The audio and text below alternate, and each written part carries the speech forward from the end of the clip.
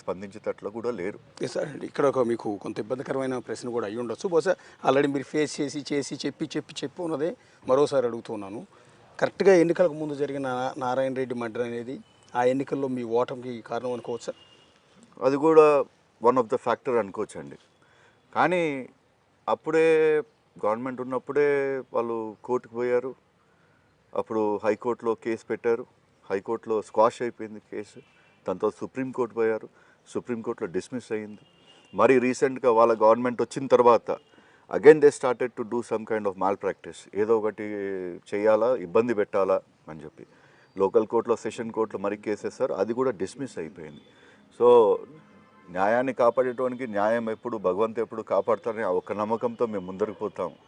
నారాయణ రెడ్డి గారిది వాళ్ళ ఊర్లో వాళ్ళకి చేసిన సంబంధం, కానీ వాళ్ళకి మాకు ఎట్లాంటి సంబంధం లేదు. మాకు 2009 నుంచి ఆ వెల్దుర్తి అనే మండలం రావడం జరిగింది. Only from 2009. దానికంటే ముందర మాకు ఎప్పుడు లేదు.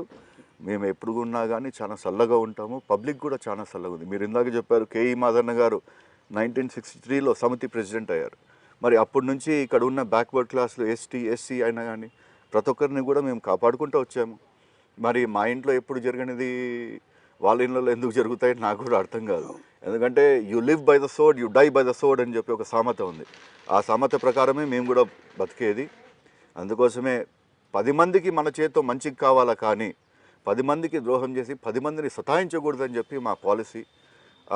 ఎప్పుడైతే ఆ పాలసీ పైన మనం బతకగలుగుతామో పబ్లిక్ కూడా మనకు సపోర్ట్ చేస్తారని ఒక ఆశ ఉంది. నారాయణ రెడ్డి మర్డర్ జరిగిన రోజు నేను విజయవాడలో ఉన్నాను. నాన్నగారు డిప్యూటీ సీఎం. ఆ రోజు నాన్నగారిని ఫస్ట్ ఇంటర్వ్యూ చేసింది కూడా నేనే. ఇమ్మీడియట్గా మాట్లాడారు, మాకు దీనికి మా అబ్బాయికి దీనికి ఏ సంబంధం లేదు, అనవసరంగా మా పేరు ఎందుకు లాగుతున్నారో మాకు అర్థం కాలేదు. ఆ తర్వాత మీరు పదే ప్రతి మీటింగ్లోనూ ప్రతి మీడియా ముందు కూడా చెప్పుకునే ప్రయత్నం చేశారు, నాకు దీనికి సంబంధం లేదు అని. కానీ జరగాల్సిన డ్యామేజ్ అయితే జరిగిపోయింది కదా. జరిగిపోయింది. మనం పత్తికొండ వాళ్ళందరం కూడా చూస్తున్నాం. మనం 5 years ఎప్పుడైతే వాళ్ళ చేతికి ఇచ్చామో మొత్తం కమిషన్ ఏజెన్సీ మాదిరి తయారైంది పత్తికొండ. ఏ ఉద్యోగానికైనా కానీ 10 to 15 lakhs రూపీస్ తీసుకుంటారు. ఏ పని కావాలా కానీ బ్రోకరిజం ఉంటుంది. కాంట్రాక్టర్లు స్వేచ్ఛగా ఇక్కడ పని చేయలేరు. ఆడ రైల్వే స్టేషన్లో, మధ్యకర రైల్వే స్టేషన్లో కాంట్రాక్టర్ పైన హత్య ప్రయత్నాలు జరిగినాయి. అన్ని రకాలుగా తెలుసు. వాళ్ళు ఎంతసేపుకున్నా కానీ సతాయించి సింపతి ఫ్యాక్టర్ పైన ఒకసారి వాళ్ళు మొబ్బ పెట్టినారు పబ్లిక్ని. ఒకసారి ఆడవాళ్ళు అందరూ కూడా అయ్యో అని చెప్పి ఆ ప్రకారం జరిగింది. కానీ గత 5 ఏళ్ళుగా మీరు చూస్తూనే ఉన్నారు. There is no single road done here, there is no development. ఇప్పుడు పబ్లిక్ అర్థం చేసుకున్నారు. మా సైడ్ ఉన్న పబ్లిక్కి నీళ్ళు అంటే చాలా ప్రీతి. ఆ నీళ్ళు అనేది ఉంటే మేము వలసలకు పోము. మా చేతులతో మేము బంగారం పండించుకుంటాం. మాకు ఆ శక్తి ఉంది. మాకు ఆ దేవుడు ఇచ్చినాడు శక్తి అది.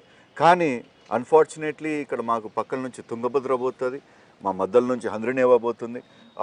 అప్పుడు హంద్రినేవా జలాలు కూడా కాంగ్రెస్ గవర్నమెంట్, రాజశేఖర రెడ్డి గారి గవర్నమెంట్ అప్పటి నుంచి స్టార్ట్ అయినది. కానీ అప్పుడు 2 times గవర్నమెంట్ వాళ్ళు ఫామ్ చేశారు.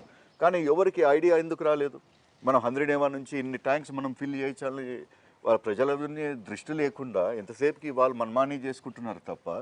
ఇప్పుడు డిప్యూటీ సీఎం గారు, నాన్నగారు ఎప్పుడైతే ఈ ఐడియా తీసుకొచ్చారో దాన్ని ఇంప్లిమెంట్ చేయడం తెలుగుదేశం గవర్నమెంట్లోనే కదా. వాళ్ళు 2 times కాంగ్రెస్ గవర్నమెంట్ ఉండేది. అప్పుడు ఎందుకు చేయలేకపోయారు?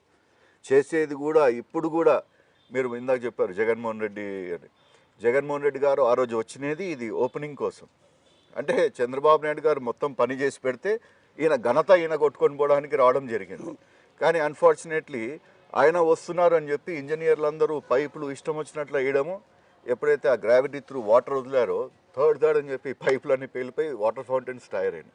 సేమ్ గ్రావిటీ త్రూ ప్యాప్లీ డోన్ అక్కడ మినిస్టర్ గారు ఉన్నారు, బుగ్గన రాజేంద్రనాథ్ గారు. ఆయన మరి ప్రతి ఒక్క ట్యాంక్ ఫిల్ చేసుకుంటూ వచ్చారు. మరి ఆయనకి జరిగినది ఈమెకి తక్కువ ఏం జరిగింది? సేమ్ గవర్నమెంట్లో ఉన్నారు, సేమ్ ఇంజనీర్